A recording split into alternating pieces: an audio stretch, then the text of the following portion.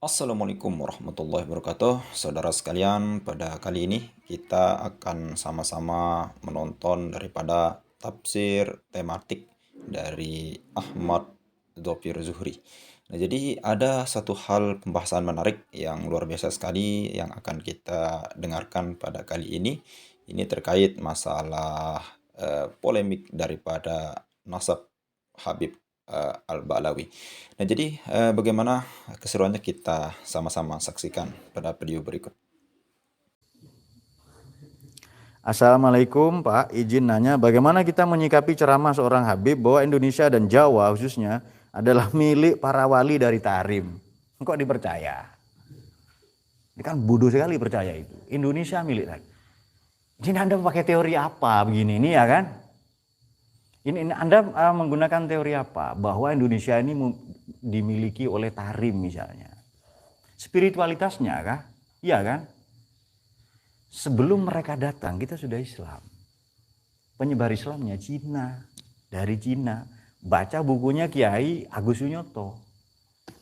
Sebelum mereka datang. Lalu datang pemerintah kolonial VOC nyuruh orang, 4 orang salah satunya Christian Snukurgronya. Dia katakan bahwa dari Gujarat, abad 14, 13 sekian. Gujarat belum Islam tahun itu. Belum ada. Bahkan siapa yang film Joda Akbar itu rezim apa itu namanya? Mughal belum berkuasa. Rezim Mughal itu belum berkuasa. Nah itu dia. Berarti ini bikinan Belanda. Maka ada 9 teori penyebaran Islam di Indonesia ini. Ada yang Gujarat, India, Persia. Banyak ya teori itu. Apapun itu, coba tengok batu nisan, epitafnya batu nisannya Fatimah binti Maimun di Gresik. Sejak abad ke-9 sudah ada orang Islam di Indonesia. Dan yang menyebarkan dari Cina, dari Tiongkok. Kenapa? Karena sahabatnya Kanjeng Nabi Sa'ad bin Abi Waqqas radhiyallahu an ada di sana. Pasti banyak murid itu. Kata siapa? Berdasarkan catatan orang Cina juga namanya Fahien. Setiap pengelana Cina yang datang ke Indonesia disebut Fahian atau Fahien. Itu lama sekali. Sejak abad ke-4 sudah ada. Tahun 400 itu berdiri kerajaan Kutai Martadipura. Nanti setelah Islam diganti Kutai Kertanegara. Saya pernah ke sana. Berdasarkan prasasti yang ditemukan. 50 tahun kemudian berdiri kerajaan di Jawa Barat namanya Tarumanegara. Sama kerajaan Hindu. Maka Fahian datang bawa kitab agama Buddha. Nanti Fahian berikutnya abad abad ke-7. Kan Kanjeng Nabi 571 abad ke-6, abad ke-7 sudah ada orang ke Cina, sahabat Nabi ya. Berarti 600 sekian. Abad ke-8 sudah ada yang ke Indonesia. Nah, itu dia. Oke, itu dia. Makanya nanti baca lagi. Jadi baca sejarah lagi berkaya wawasan kita. Kalau saya enggak percaya gitu-gitu.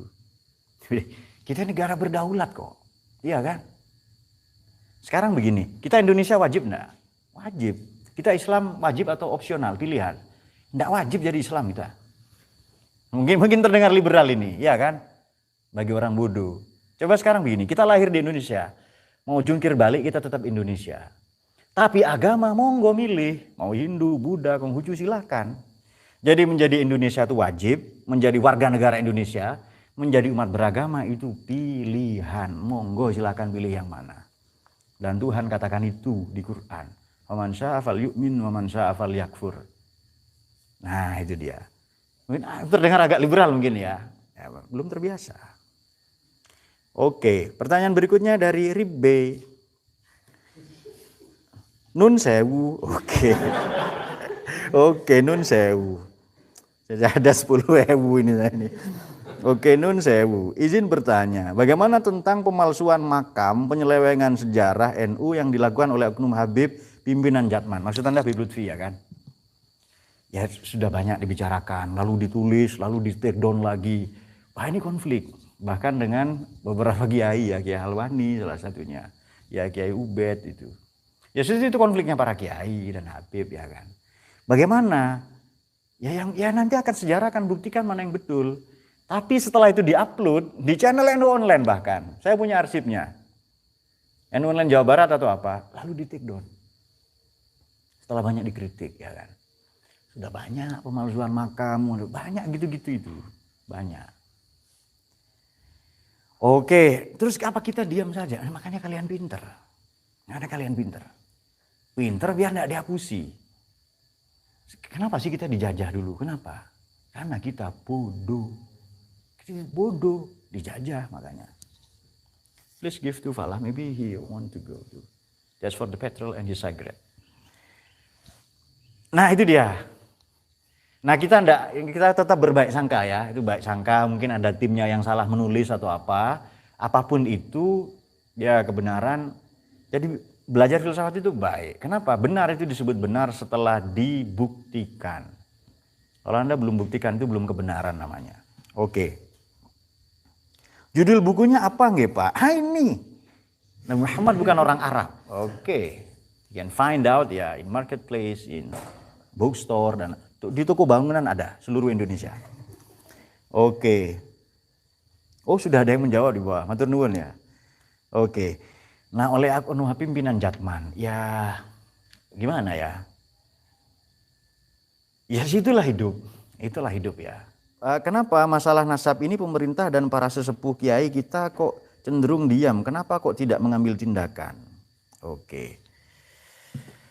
Nah ini kan sebenarnya yang harus bertindak membuktikan nasabnya palsu atau enggak ya Mbak Alawi. Robito Alawiyah itu. Saya pelajari ya, karena ini kan tuntutan ngaji. Jadi maka saya pelajari komen-komen mereka. Saya tidak ada waktu untuk itu sebenarnya. Tidak ada yang ilmiah.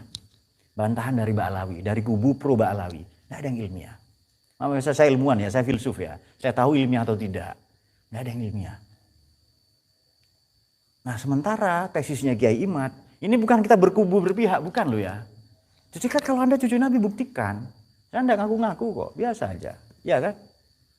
Mungkin leluhurnya siapa? Mudin ini dari Neptunus, ini siapa tahu. Ya kan? Kemudian siapa kalau Gus Reza mana Gus Reza? Gus Reza ya kan, Gus Reza kan banyak dicintai wanita, Gus gitu loh, ya kan?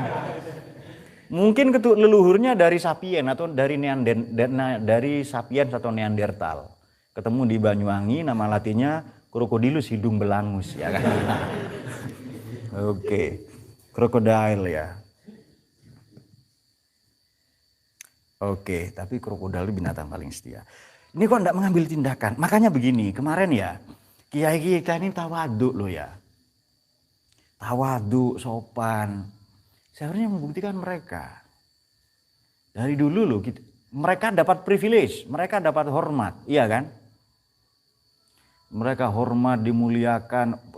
Intinya, walhasil apa ya? Kepala kita taruh di bawah kakinya. Tanpa kita fait accompli, tanpa fait accompli, tanpa bertanya, tanpa reserve. Mereka asli atau enggak?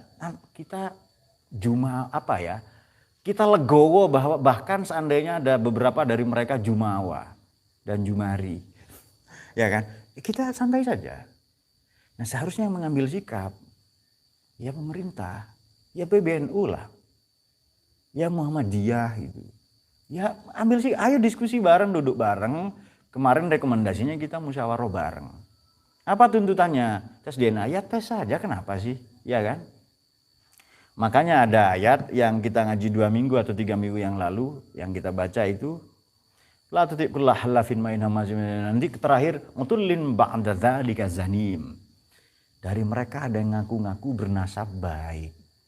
Nasab ini kita tahu enggak ada gunanya. Iya kan? Nasabmu dijual ke Silicon Valley, ke California, laku kah? Dijual di bursa saham, laku. Hanya dijual di Indonesia yang masyarakatnya bisa kau bodohi, itu laku. Itu dia. Karena kita bukan mau dibodohi sebenarnya. Kita takdim, kita hormat. Cuma terus-terusan ini rek, ya umbuh ya karena beda lagi cerita kalau gini. Dari Madura izin bertanya Pak, bagaimana seharusnya umat Islam menyikapi polemik bahwa nasab Habib itu bikinan Belanda? Oke, jadi ini sekali lagi butuh kajian yang panjang. Jadi data-data bahwa haji itu bikinan Belanda, gelar haji itu ditemukan. Sebenarnya ada arsipnya di Leiden, tapi ditemukan di sebahagian di Pulau Kelapa. Saya pernah berkunjung. Pulau Kelapa ini Kepulauan Seribu. Dulu masuk Kota Madia, Jakarta Utara. Sekarang kabupaten. Ada arsipnya di sana dan itu ditemukan.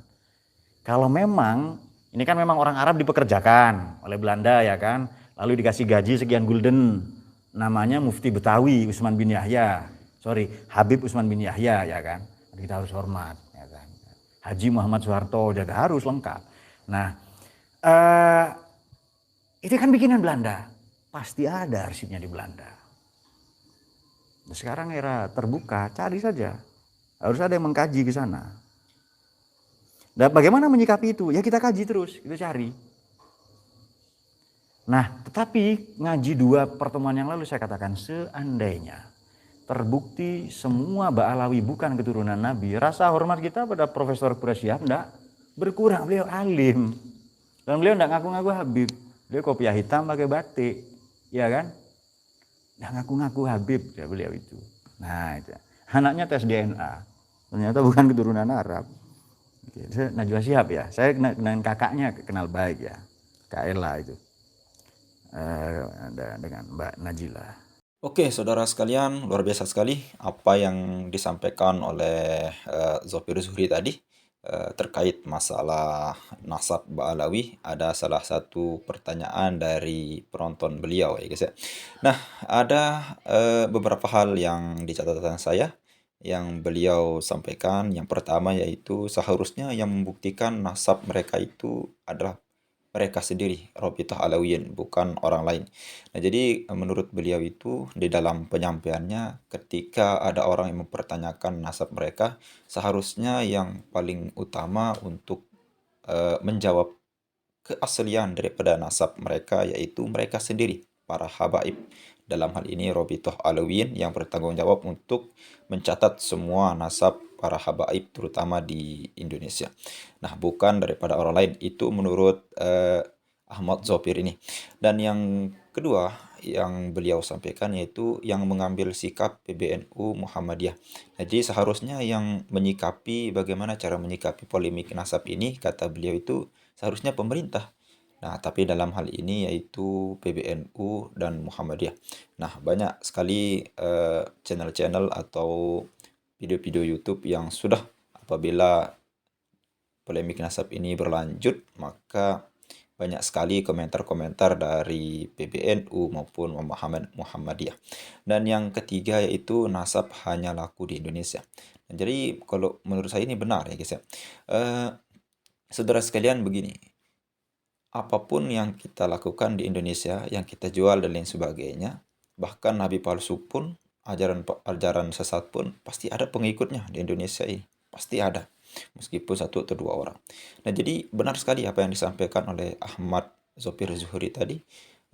Beliau menyampaikan bahwa apapun yang dilakukan, bahkan nasab pun dijual di Indonesia ini laku. Nah, itulah Indonesia terlalu husnuzon.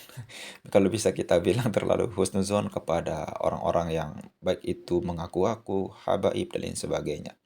Nah, inilah Indonesia kita. Dan banyak sekali kita lihat salah satunya video Habib Umar.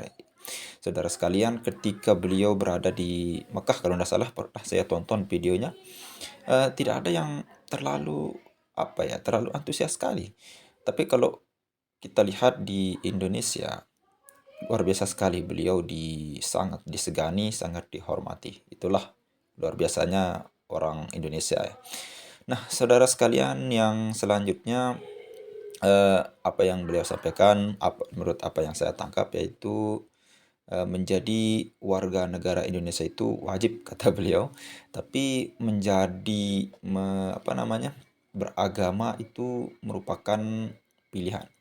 Nah, kata beliau menurut pemahaman filsafat beliau sangat luar biasa sekali, menjadi warga negara itu wajib. Artinya apapun yang Anda lakukan, Anda tetap akan menjadi warga negara Indonesia. Tapi kalau agama di Indonesia ini yang diresmikan hanya 6, itu pilihan kita. Tergantung mana yang baik dan benar. Nah, tentunya kalau Islam paling benar menurut pandangan Islam. Tentunya orang Kristen juga Kristen yang paling baik menurut pandangan mereka. Begitupun Hindu dan Buddha. Mungkin hanya itu saja video yang dapat kita sampaikan pada kali ini. Mudah-mudahan bermanfaat. Sekian. Assalamualaikum warahmatullahi wabarakatuh.